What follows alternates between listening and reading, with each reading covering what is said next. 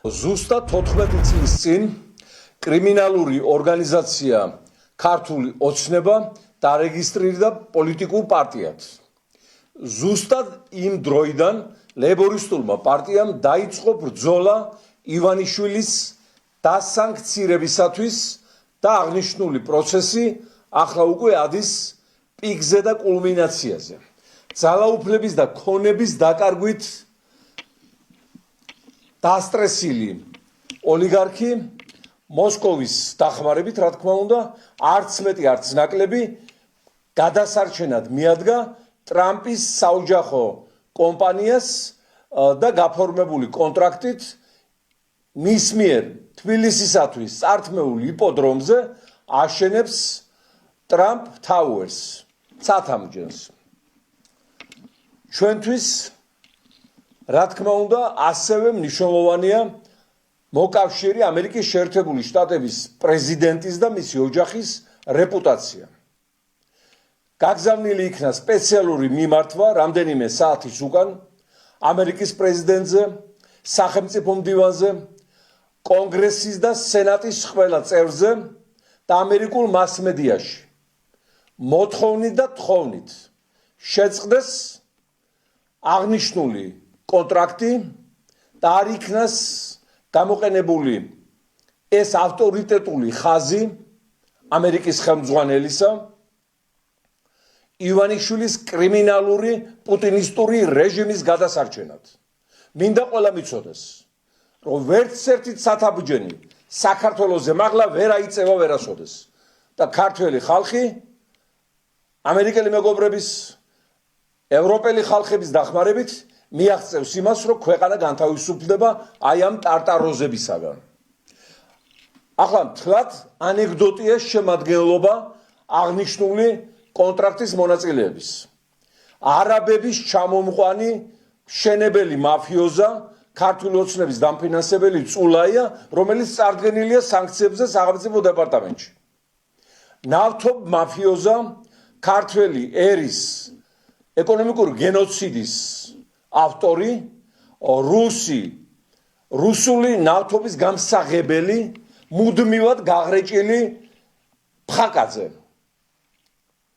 და კალათბურთელი, საუბედუროდ ეს სპორტსმენები გახდნენ ტრაგედია ჩვენი ქვეყნის ბედისთვის.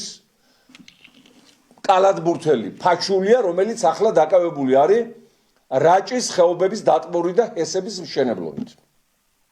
ამერიკის მხრიდან ერთ-ერთი პარტნიორი აგრეთვე აქედან 70-იან წლებში წასული ქართველი ებრაელი ძალიან საინტერესო კაცი, რომელიც გახდა მერე ოლიგარქი, რუსი ოლიგარქების პარტნიორობით და რუსული ნავთობის გაყიდვით.